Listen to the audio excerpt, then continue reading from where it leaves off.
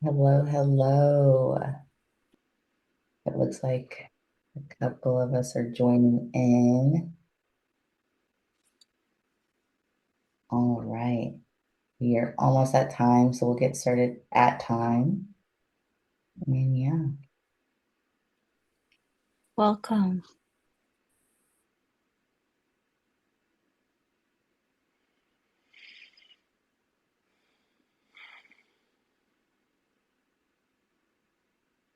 Okay, we are at time. So I know my name says NBCP teacher training, but my name is Morel.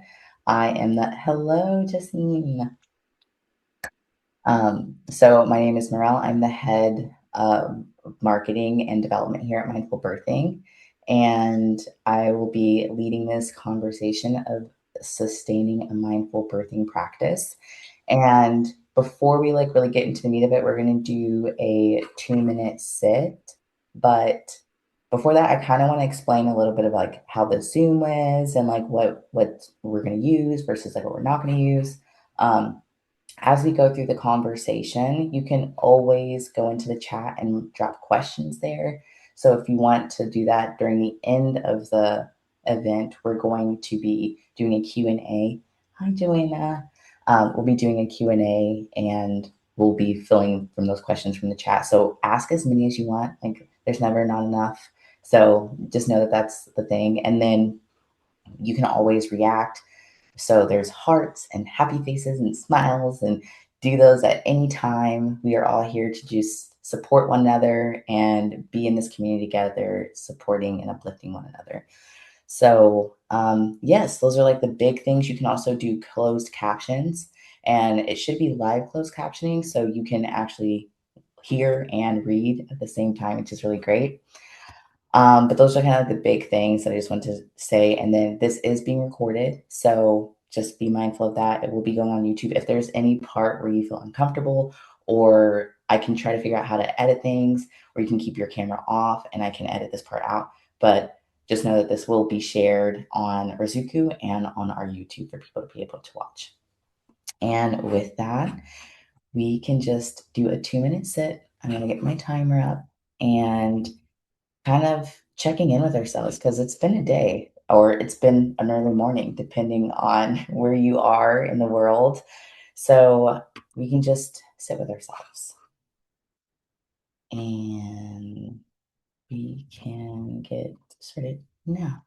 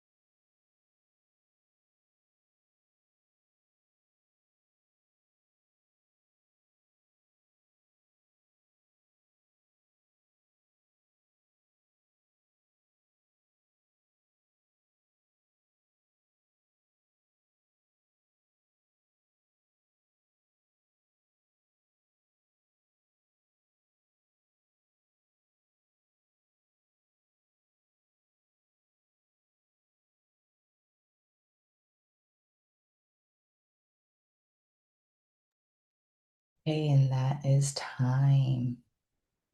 We can start bringing some awareness back into our bodies by wiggling our fingers and our toes and just looking at the space around us as we connect digitally in this world. So, before we get started, I basically, the reason why we are doing this is because there are the pleasants and the unpleasants of running a business. The contractions of life also resemble as same as birth, and we experience that in business as well. And so we have a really rewarding privilege to have Jen, Carol, and Kelly here to share their experiences, and I feel very appreciative. Carol has been with us from a very like a long time ago of like when it first got started, and she has had a practice that has wow, it's 700 plus alumni, right, Carol, that you and Kelly and Molly have done, and that is so amazing. So we get the privilege of hearing from them. We get to hear from Jen, our director of training, as she has been in this and really integrated, and her story is amazing. So we're just going to be asking questions and kind of having a dialogue throughout this entire time. Do not hesitate to drop questions in the chat. We will have a Q&A at the end. And again, you can ask as many as you want. We love the questions. Bring them on. So with that being said, we're going to start in our first question. And so for each of my panelists, Jen, Carol, and Kelly, I would love it if you could name a few things that have gone well while building your practice. And yeah, I think that'd be really great to hear the positives and the pleasants. And Carol, would you want to go first?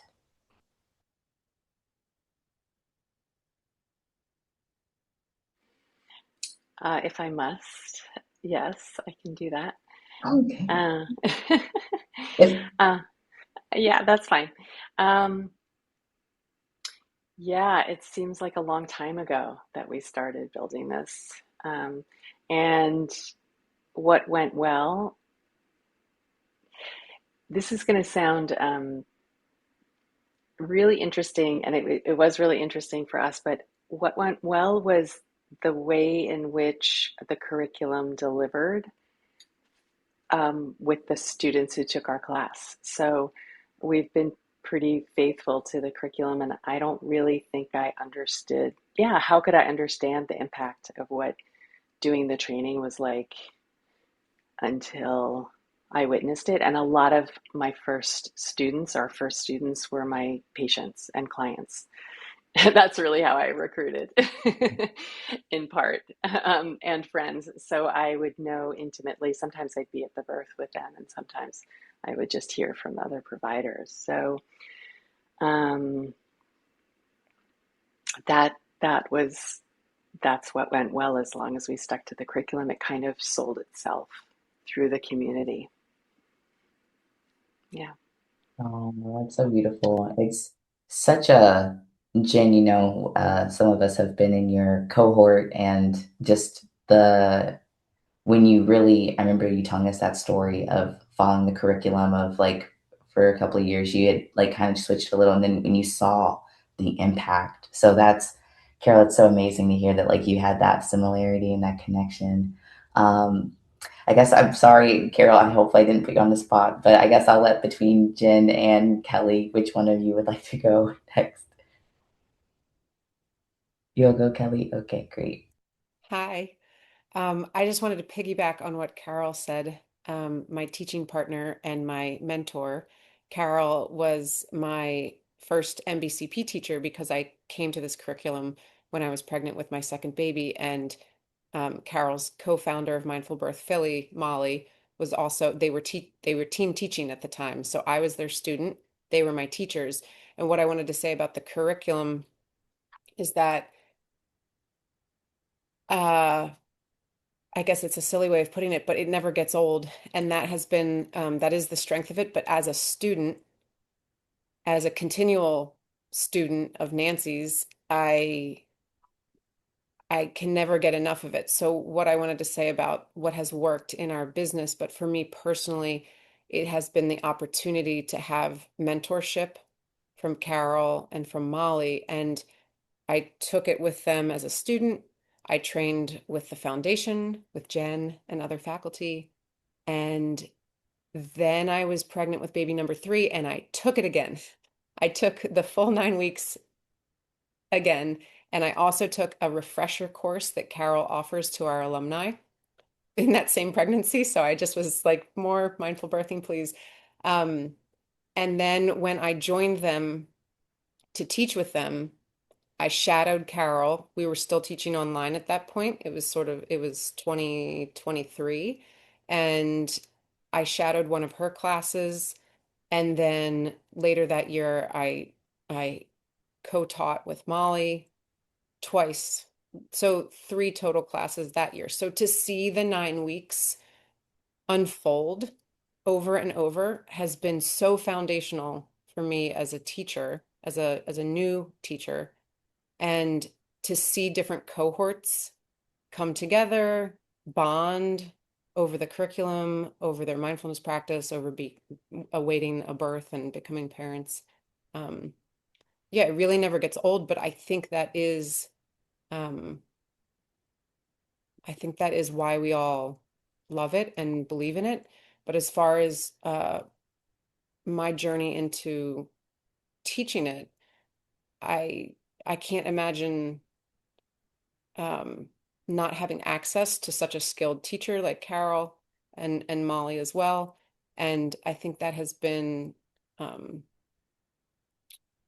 just such a gift to be able to engage with the practice, with the curriculum as student, mentee, teacher in training, and then, when they cut the cord and let me teach it on my own, to each time I teach it, it's there's always something to learn from the curriculum.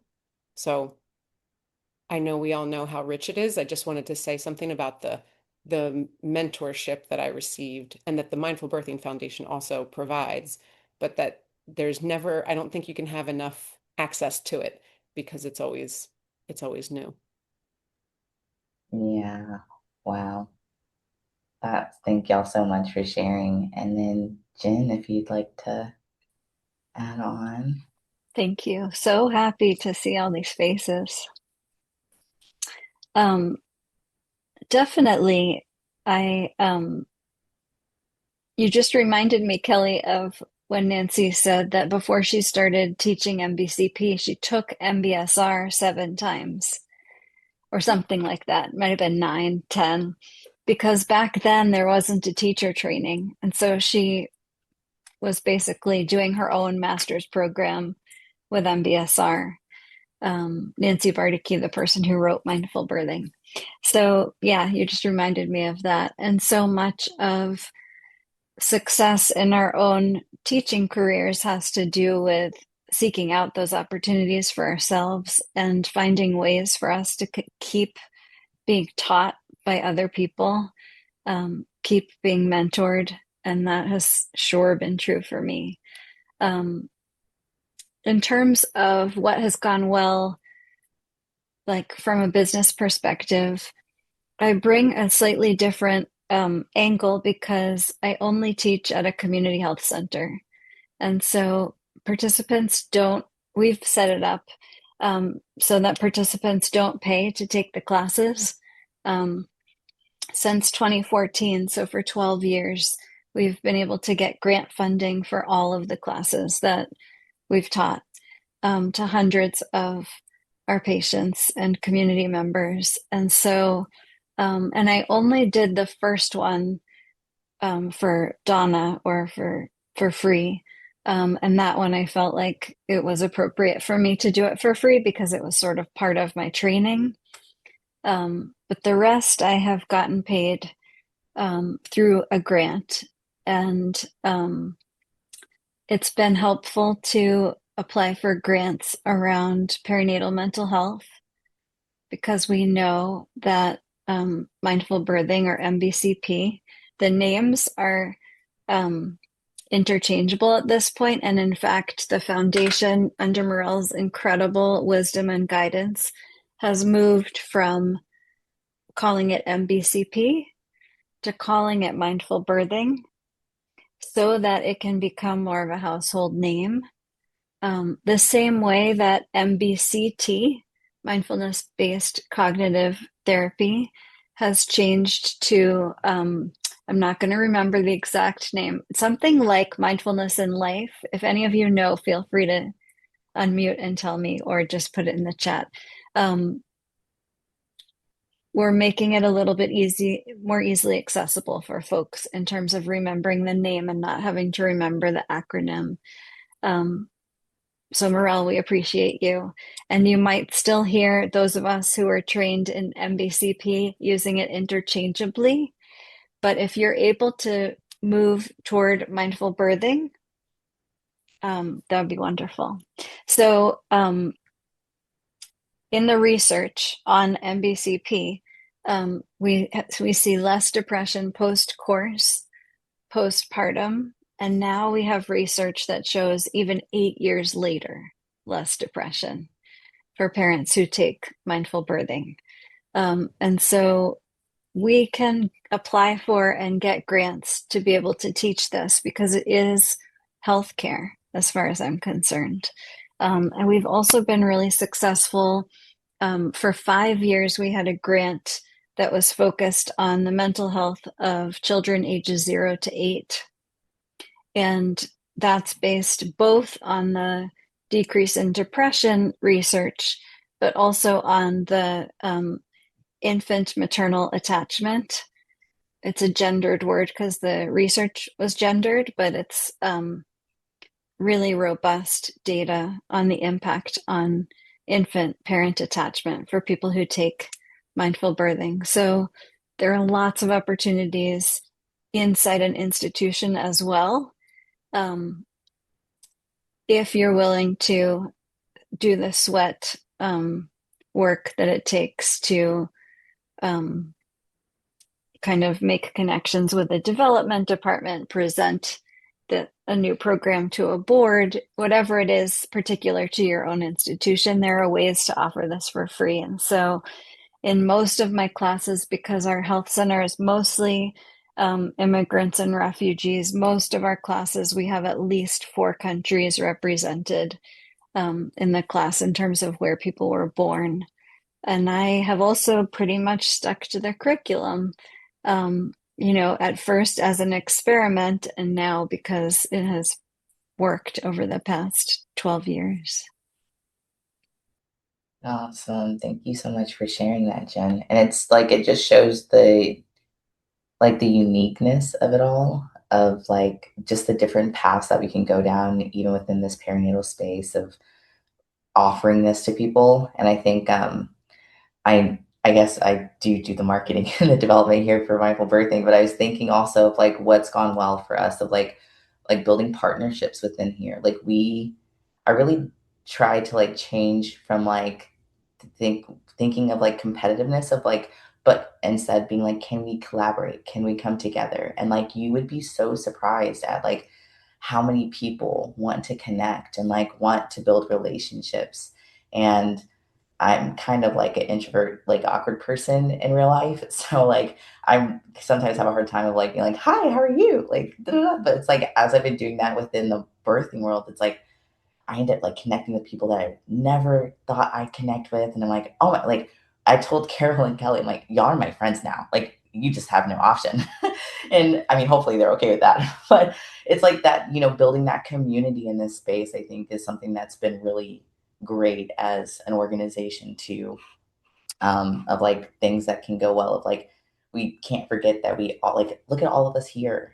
Like, this is our community. Like, we all showed up, and like, all the people who are going to watch this recording, like, these are our people. This is our community. And like, we can always, I think, lean on each other and support one another. And so, yeah, I think that's something that's amazing. And with that, we can like lead into the next part, which is I would love to know from y'all what is a tool or a habit or something that you used throughout this to like sustain your business.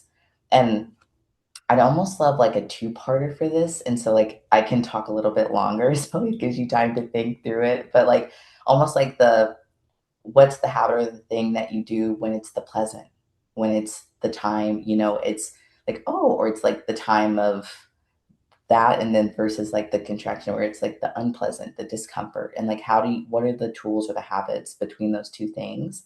Or like what are you doing with the work and the rest? Like I think those are two different paths, but I guess I'm trying to think of like you don't have to answer all four because that's a lot. But it's kind of like I think that'd be amazing to hear how y'all handle the ups and the downs of this journey and what you've done that has sustained you.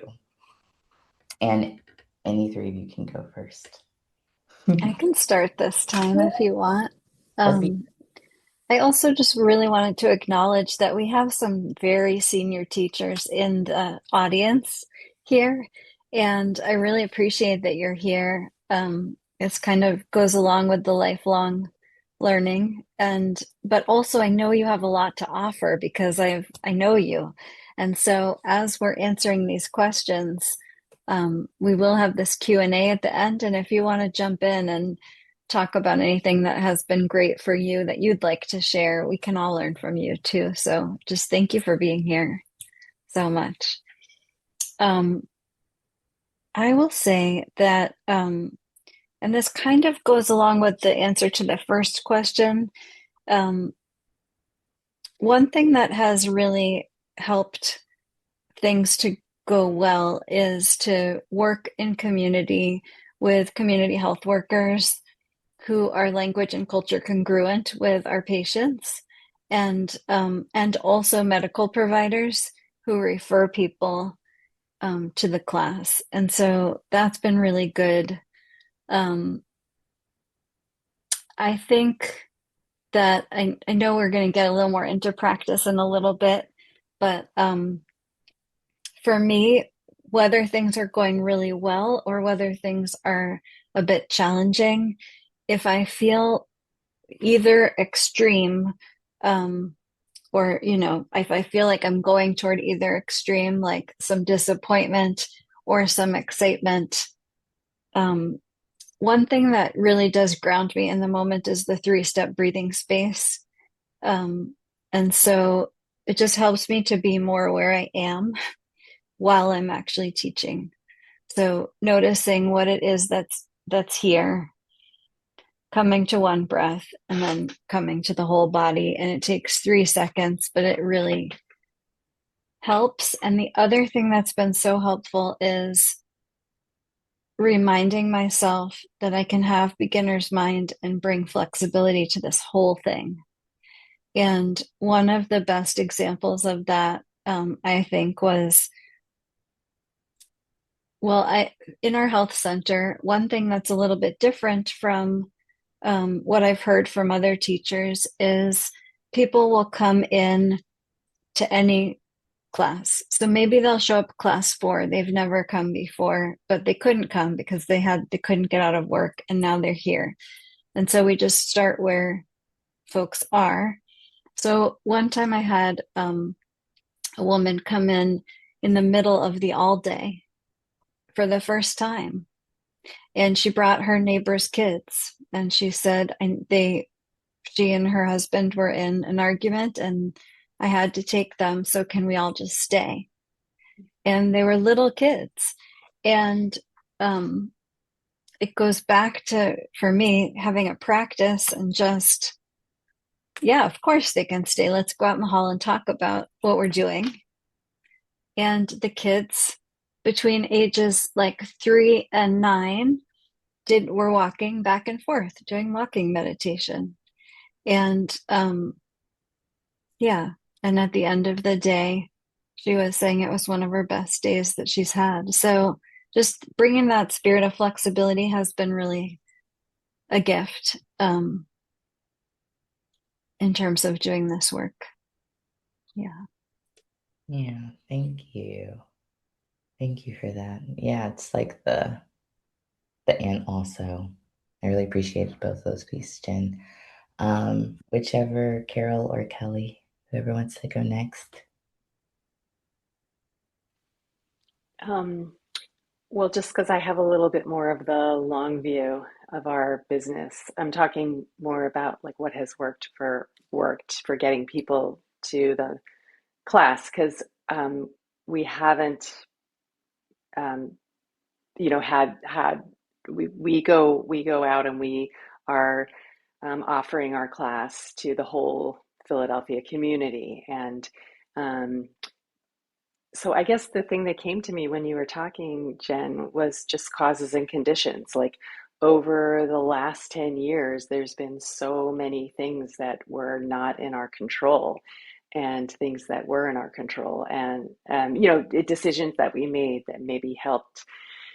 For example, the pandemic was amazing for business because people were at home and they were anxious, and the whole idea that you can't be in control was very resonant with them. And we were really full. We actually oversold our classes and had to realize, what was a good amount of people to have on Zoom. So sometimes we ran two series at once.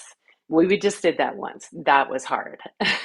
Teaching 6 hours a day for 9 weeks is what I did. Um, and and also just being, I do think, knowing your community, really going out there and just seeing what where we could fit. And one thing else I was going to say was have making sure that we are getting students that want to be there. It's a little bit, people come and they choose the class that they're taking, and so we are really faithful to the interview, and we want it to be a good fit, and we really want them to be happy, and we don't want people, it's hard when people start and then leave, and it's been rare for us, because we but I notice when we try to fit into somebody, if they're being, if they want it to be a certain way and we're trying to oversell it as something that it's not, or we're trying to talk about all the benefits that can, um, that's something that doesn't work. That's a contraction. Yeah, just seeing the long view that, right now we're in a little bit of a contraction because we did lose our site where we're teaching, the birth center where we were teaching. It was only a part of what they offered, and many students were not clients at the birth center, but they had to close down, which is a really sad thing that happened in our birthing community. Um, so yeah, transitions happen all the time. So remembering impermanence and causes, yeah, and conditions is really, that's worked. The Dharma has worked. Yeah, thank you. And it's like you're saying like you were saying the causes and conditions. I'm like, you're right. Because it's like, there's things you can influence, but you can't control all these things. And it's like you could even do the same petals almost in a way for us, in this perspective of like, you don't know what each day is going to have like come with. And like, that's just like no two births are the same, And so it's like, I really thank you for saying that, Carol. I really appreciate that. And Kelly? Yeah, I think I'm just piggybacking on that a little bit again because Jen, you mentioned beginner's mind, and I think its close cousin don't know mind is really useful in the contractions, and what Carol mentioned about how we're not sure if our enrollment will be consistent since the loss of the birth center and so many other causes and conditions. And Carol and I were just talking earlier today about the classes we have scheduled for the fall and will people come? And I found myself in my body contracted because I need to know, are they going to come? And we talked about, should we change the dates that are on our website so that maybe if we change the dates, maybe more people will come. I don't know, maybe less people will come. Um, it's summertime, maybe people are on vacation. That's why we're not getting inquiries about the class.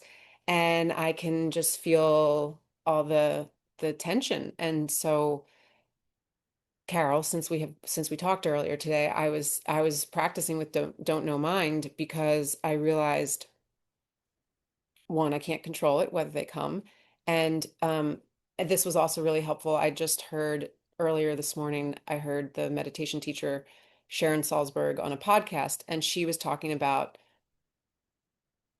working in her own practice over the years with fear, and that she realized fear would come up. People say like we get fearful or anxious around uncertainty. And she said in her own practice, she realized she was actually more fearful around certainty in her mind. Like, I know how this is going to go. It's going to be bad. And that was what caused fear to arise. And then she realized, maybe a little bit of sitting back and working with don't know mind around certainty is what is needed. And I think that's really useful when contractions around the business occur. Um, and yeah, that flexibility that you mentioned, Jen, I think what I've observed also as the newbie teacher, I've observed that flexibility between Carol and Molly as co-founders of Mindful Birth Philly. They have said to me many times about this business, and they both wear many hats professionally, in addition to teaching mindful birthing. So they've said this business has to work for us as individuals, as professionals, as parents, in all of our relationships. So what I've seen that, um, how I've seen that play out is that, again, we have the three of us now to support each other. And so sometimes that means, I know Carol taught more while Molly was doing a master's program. I know when Carol's kids were applying to college, Molly stepped up more. Maybe there was a season where nobody could teach for, a quarter of the year, and they stepped back from it and trusted that when they came back, the students would be there. And I think that flexibility is really important too. When there's support between us and connection, then there's, a feeling of expansiveness, and we rely on each other. And I was just thinking about the communication in many directions between the three of us as teaching partners, casual connection, texts, emails, probably like 4 million voice memos in the past 3 years that get to be like, some of them, I'll throw Molly under the bus, are like 18 minutes long. And you're like, that's like a podcast. But it's how we have worked the business together. Um, and then communication with our students, prospective students, as Carol said, the interview, the phone call being really fundamental and not skipping that. And then with alumni of the class, when things are great, things are so beautiful. Carol and Molly started years ago. We have a Labor Day picnic, and this year it's actually on Labor Day. And alumni families come, and it's so beautiful because lots of recent alumni with their new babies come. And then people come out of the woodwork. And Carol, you've had people come from, maybe your first or second class you've ever taught. And some people come every year, and it's part potluck, and it's at a park, a state park. And that, to me, coming into this community first as a student and now as a teacher, has been, always feels like such an expansion. You see, it's so tangible to get a community together and see what has come of this work. Wow, that's like moving me to like tears. I'm like, hold it together, Morel, hold it together. But that is just so, wow, that's so wonderful. And it's so amazing. I might cry a little bit, but it's okay. But that's so wonderful. And I almost, yeah, I'm speechless. That was, the three answers were amazing. And I think closing that out was amazing. So it was something I was going to ask, and it's up to everybody here, but would we want to do another sit before we go into the next moment? Like before we go into the final question, or do we want to keep going? Because I was thinking we could do a sit between the questions, but then the first and the second one just kind of rolled together, and I was like, oh, oops, hold on. So I was wondering, would we be open to a sit for all of us? Just let that all sit inside of our minds and our hearts. Okay, I'll do another 2 minutes. Okay,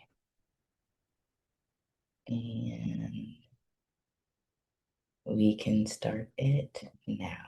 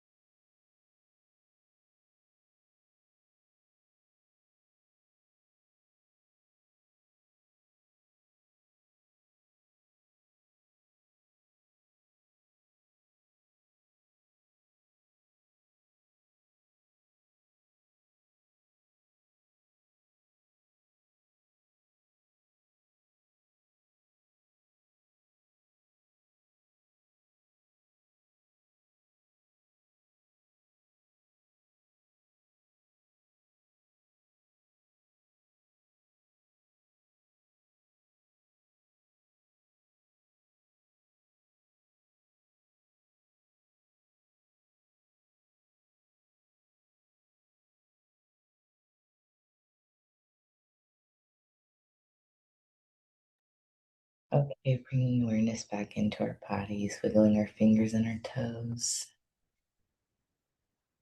coming back to our virtual space, our virtual community.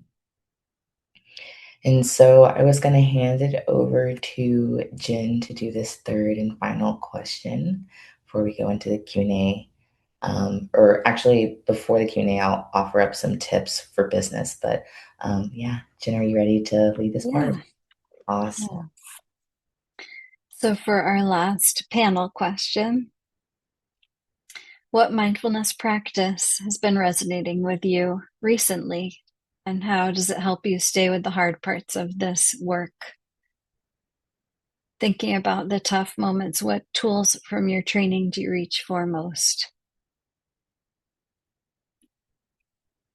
Carol, do you want to start? Yeah, sure. Well, I would say over the course of the teaching, and I think this was definitely modeled and mentored by you, Jen, and all of the mentors that were offered to me through the foundation, and is, really maintaining my own Dharma, my own mindfulness practice. And I, it's funny because back then, Nancy had she was very resolute about certain things. She was like, you must take an MBSR course before you even apply to come to the Earthrise week. And then after the Earthrise week, I might invite you to apply to be the teacher.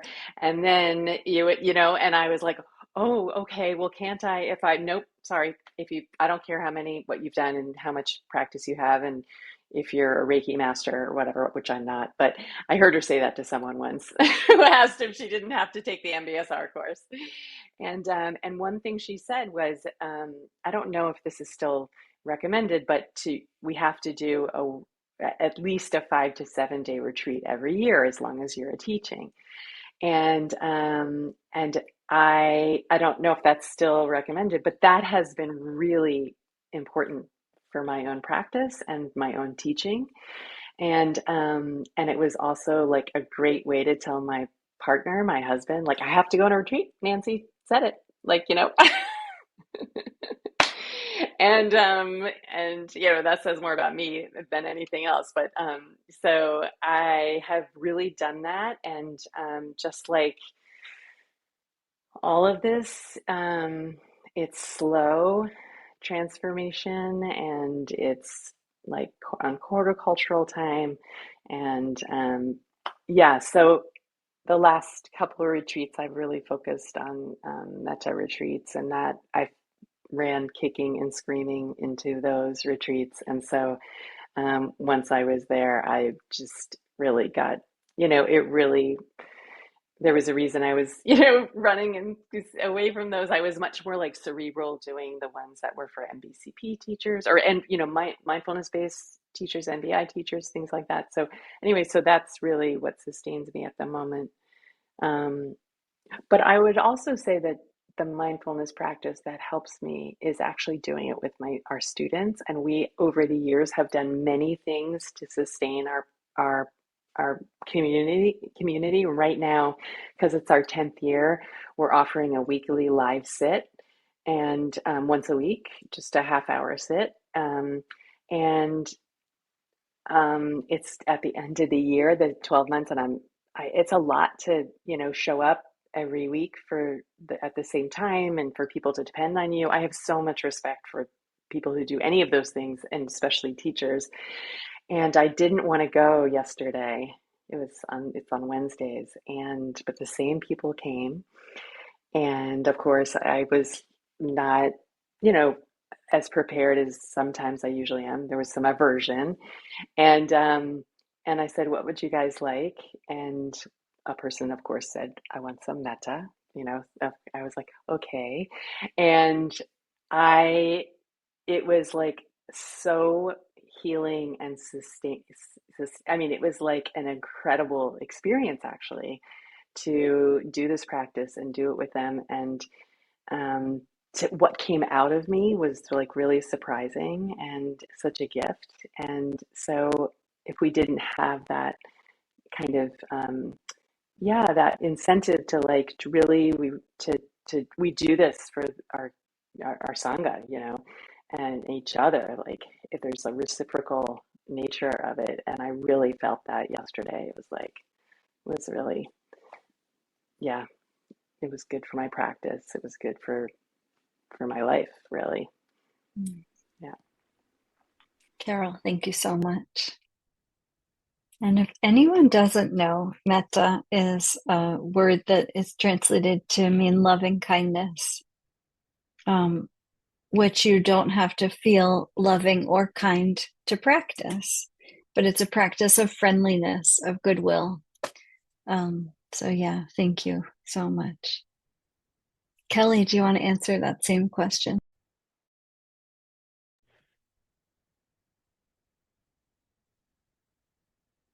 Well, since Carol mentioned retreat, it reminded me that this was a big year for me because I finally got to go on my first meditation retreat at the Insight Meditation Society. After it was a long time coming because I kept having a nursing baby that I was like, when this baby stops nursing, I will go on retreat. And then there's another one.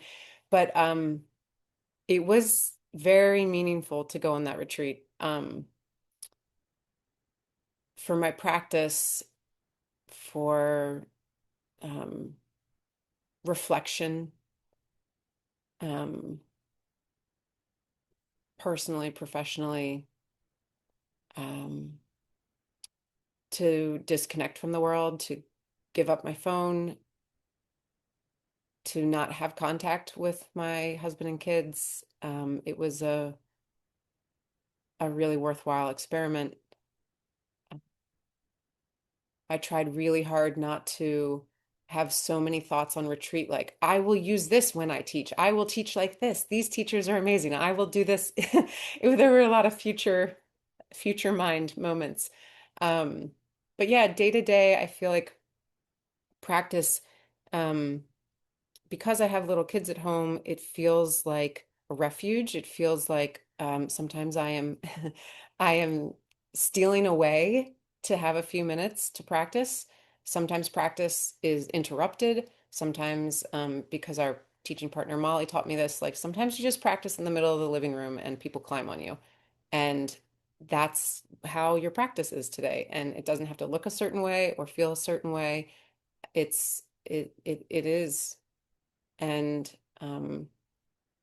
I think from teacher training and when I teach, I think the whiteboard teaching is so impactful every time, and just the contraction pattern and to see the contractions and expansions of life. And I always come back to a phrase that I just looked it up again. It's attributed to a American Buddhist monk named Ajahn Sumedho, and he says, right now it's like this. And so when you think of the contraction pattern, when you're in this part, what is it like here? When you're up here, when you're down here, right now it's like this. What is it like? And that helps me tune into what's actually happening and have some curiosity. And the curiosity usually helps me find more than just, habitual reactive patterns, and stories that perhaps don't serve me but come up a lot. The curiosity seems like an expansion in and of itself. So I think when I teach the 9-week course, like Carol said, our students definitely sustain me. I feel more connected. I feel more motivated to practice. I feel more joyful around practice. Um, I feel so proud to be able to share it or I love to be able to talk about it. Those moments in class when people share their own practice, I think that's probably my favorite part of creating these little communities, these sanghas.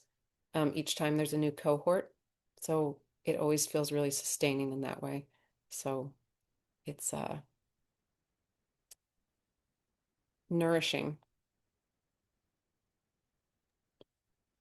What a gift. What a gift to hear from both of you. And what I am witnessing, I feel, is the embodiment of your practice. And it's no longer required to take an MBSR course before you do teacher training. And it's not required that you do a 5 to 7 day retreat every year, but it is really strongly recommended. And that recommendation, a lot of times when people hear the word retreat, they think of like a spa or something fancy or something really expensive. And actually, Insight Meditation Society that Kelly was talking about has tiered pricing. It's very affordable. There are also so many options online. I've done a lot of retreats from home with kids who have had fragile medical situations. And that can be responsible for a serious deepening of practice. Um, so yeah, I would just say, because I really want to get to Morel's pearls, um, that for me, remembering that there's no such thing as perfect, and actually that my own mindfulness practice is anti-perfectionist. And so I don't have to do a certain thing every day, but it is important for me to do what a preschool director once told us when we were parents of preschoolers almost 2 decades ago. They said, diversify neglect, meaning if you neglect vegetables today, don't neglect them tomorrow. If you don't practice today, if we're talking about mindfulness practice, find a way to practice tomorrow. And it doesn't matter if it's 2 minutes or 20 minutes. But if you're going to teach mindful birthing, being able to practice enough to embody a practice is important. And so there have been seasons when sitting is everything for me. Like I'll just be walking around in a crabby mood, and then I'll go sit and I'll realize, oh, actually, I'm not mad about somebody in my house not changing the guinea pig cage. I'm really feeling grief about this thing. What is more true and real comes to the surface. Um, Carol, I just went on a great loving kindness retreat from home, and I was going to just put the phrases um, that worked for me on that retreat into the chat um, in a minute. But I do want to turn it back to you, Morel. So thanks, everybody.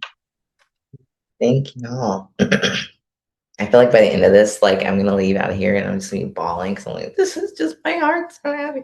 This has been so like rewarding and fulfilling to be around so many uh, beautiful soul people. So thank you all.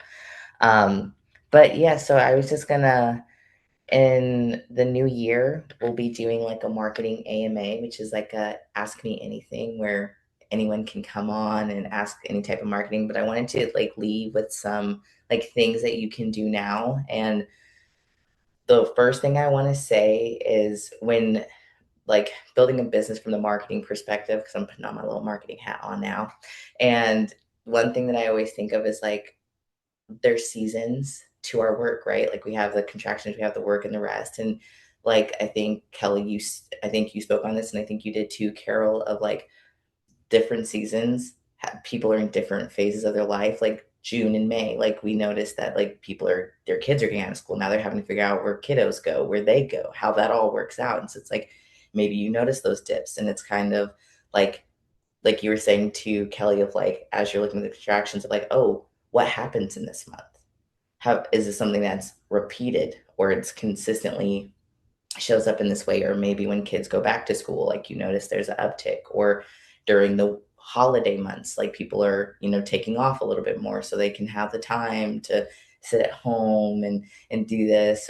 And so it's like learning your seasons, because it's absolutely okay that like a business doesn't run 365 24 hours a day. Like that's just feasible, and it's okay to have like peak seasons. And then like you were saying, Carol and Kelly too, of like you had times where like a lot of people were signing up. And so it's like leaning into that. Can I use that for supporting myself? And then I think another one is like content. I think is a really popular term that marketers use a lot, is like make content, get a lot of content. But there's so many different platforms because different people like different things. And also like I am a mom and a wife and a uh, I don't know, sometimes I like to like break dance out in my backyard. I'm doing a whole bunch of like random things. And so with doing that, it's like I don't want to spend every day on TikTok or like on YouTube. Not that it's a bad thing, but for me personally, like, I do better at like writing articles, and I do better at like recording a video that's like long form. So it's like figuring out like which platforms support you, because there's some people I know, like my aunt can go live every day and like she is phenomenal at it. Like that's her bread and butter. And so it's kind of like figuring out what do you love to do, because it's absolutely okay to not have every single social platform. That's absolutely okay. And be curious, like just kind of have like a beginner's mind with every single platform. Like, do I like this one? Do I resonate to it? Like, do I feel like I can do this on a consistent basis? And so it's like, for instance, I was telling Kelly and Carol unsolicitedly that like Pinterest, a pin can last up to 13 to 18 months. And a YouTube video can last up to 13 months as well. So like you post that one video and you're going to constantly get views because it might show up as a suggested video, or you could do something like Substack, which those are also more on a weekly basis, versus like TikTok, because the turnover is so quick and there's so much content going out, you have to post on a like daily basis to stay relevant, because the lifespan of those is between 24 to 72 hours. So, just like 13 months, 72 hours. That kind of goes to show you like where it is. And my third thing would be that attentions aren't dwindling. It's like if someone, and mindful birthing is a perfect example of this. I've been in conversations with partnerships of like, I'm like, it's 2.5 hours. And I'm like, it's 2.5 hours and you can get someone to stay there. And I'm like, you sure can. Because when you're in it, and I think we can all attest to this, so like when you're in it, like I'm hooked. Like my husband was like, I don't want to go to this. And he was hooked. Okay. Like totally in it. And so it's like, it goes to show like you were saying, Carol, like the work works itself. And so knowing that when you can tell a story, if you can tell your story and you can tell the journey in this way of something that's going to make someone want to like hear it and like be engaged with it, then you're going, it doesn't matter if it was like a 20-minute or a 2-minute short, or it's a 20-minute long form video. And so it's like also having compassion with yourself that like there is, even if it's one person that watched your video or read your blog or saw your post, that one person, they might not ever like tell you that they did this, but like that it might make them want to do a mindful birthing class. And it was because of you saying what you did or your experience or how you were as a teacher that's going to shape someone to have this change your life. Because I think hopefully we can all attest that like for me personally, it's literally changed my life in so many ways. And I can't imagine not having this. And so I think those are like my three things is like learning what like works for you, learning your seasons, and you know, kind of just like have, and I just lost the third one, so I'm so sorry. It really just flew out my brain. You're So good. Maybe just appreciating even the small wins that you don't even see is what yeah. I was hearing you say. Yes, yes, yes. Definitely that.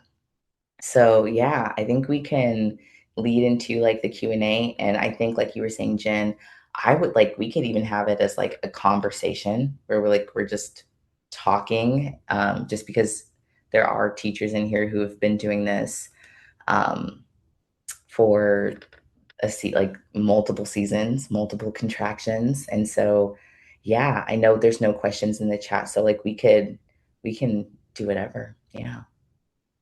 I just want to open the floor up. Thank you so much, Morel and Kelly and Carol and all of you for being here. I wonder what is on your minds right now or what you'd like to offer up.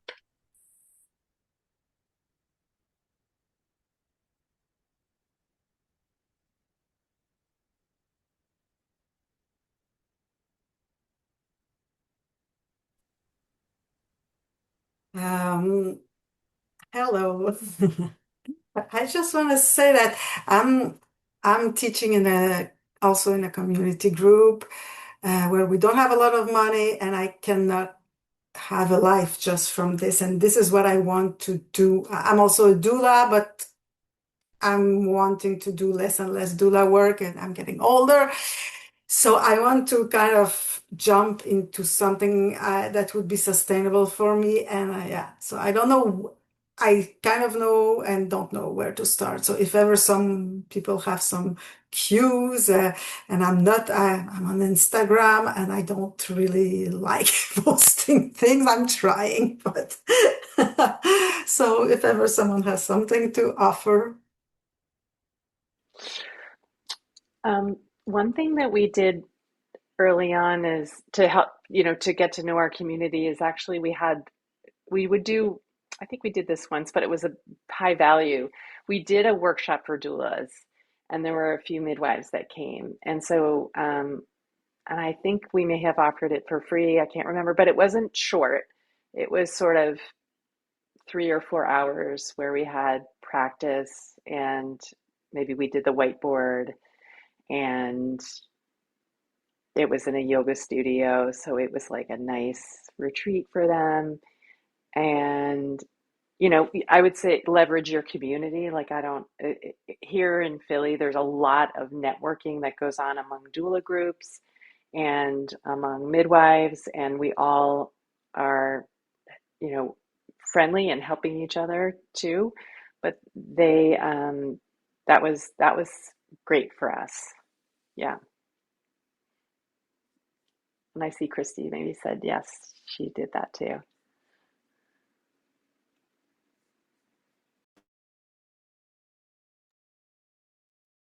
Yeah.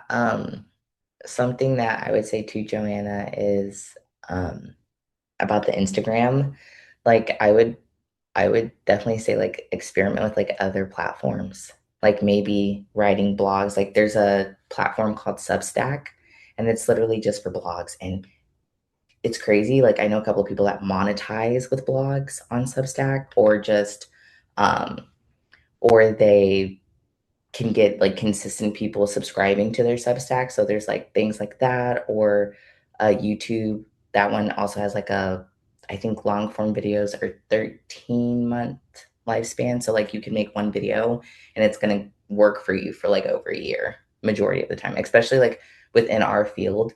It's quite niche.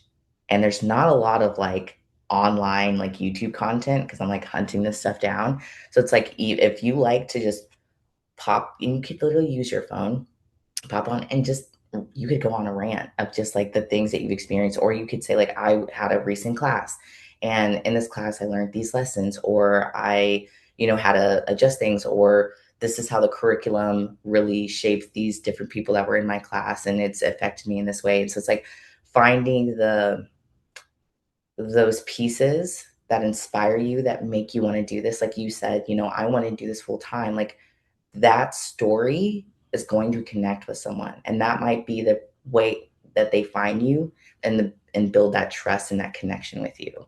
And so because I'm the same way, I literally I left my Instagram. Like I manage Instagrams, but for me personally, I'm like, yeah, no, I'm good. So like, it's to each their own. And so it's like, and having compassion with yourself, that it's okay if you don't like platforms, because there's so many like person to person connections. You could go to local birth centers and introduce yourself, or host a class in your local library. Or so I think there's so many ways that you can do it, because I feel like sometimes people feel like they have to be on social, and I don't always feel like that's the case. So yeah, thank you so much for your question, Joanna. Thank And you. yeah, and I realize we're at time. Oh my gosh, time goes by fast when you're having fun. So I guess we could kind of close this off. We will be posting this recording probably early next week on Rizuku and on YouTube, and we'll send a note. Um, I can't help but to say thank you all so much for joining. Y'all are such wonderful hearted people. I know that we're on a virtual screen, but I can feel all of your hearts from here. And don't hesitate to reach out to us, ask any questions. Thank you so much, Carol and Kelly and Jen, for joining us and sharing your unique expertises and just how you work through the rest and the work and the contractions, the pleasant, the unpleasant. And wow, like this was very moving. So thank you all so much. And I hope everyone has a good night or morning or middle of the day. I don't, wherever you are in the world. And yeah, and you can always like send me a note. I can leave my email in Rizuku somewhere. If you ever have questions, like Joanna, like I'd love to help you. So yeah. Awesome. Well, I hope everyone has a good rest of their day. We're so lucky we have Morel at Mindful Birthing and Parenting. Mm. So, yeah, Thank thank you you, for Morel. organizing this. I wanted to say too, if anybody wants to reach out to us, please visit our website and just send us a note. And I've definitely met with people before, and Kelly and I and Molly would be happy to talk to you and cheer you on while you grow. Leave your website in Rizuku too, so that it'll be in the information so that people can access those links as well. Yeah. All Thank you right. so much. Thanks, Thank you. everybody. Good to see you. Thank you for being here. Sharon, good to see you. You're Oh, muted you're right muted. now.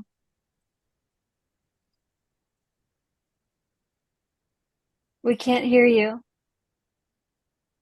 Unmute. Hi, it's so great to see you Hi. too, Oh, Jennifer. it's so amazing Jen. to see your face. I'm sorry I was late and caught the last 6 minutes. It's I totally fine. You'll yeah. get the recording. Well, thank you, and nice to see everybody. Yeah, stay in touch. I will, of Good. course. Okay. Well, Are you coming to the yes, I retreat? am. I am. Okay. I am. Woohoo! Who's going to be at the retreat? Everybody that's on here right now, I hope. Is Kelly, are you coming? Carol's We're coming. gonna miss you. The two Carols are gonna be there. Yeah. Yeah, Oh, I look forward to it. yeah. Me too. Take good care. You too. Good Bye to bye, see you. everybody. Bye. So how did you feel like it went, y'all? Wait, let me pause. Let me stop this. Stop this recording.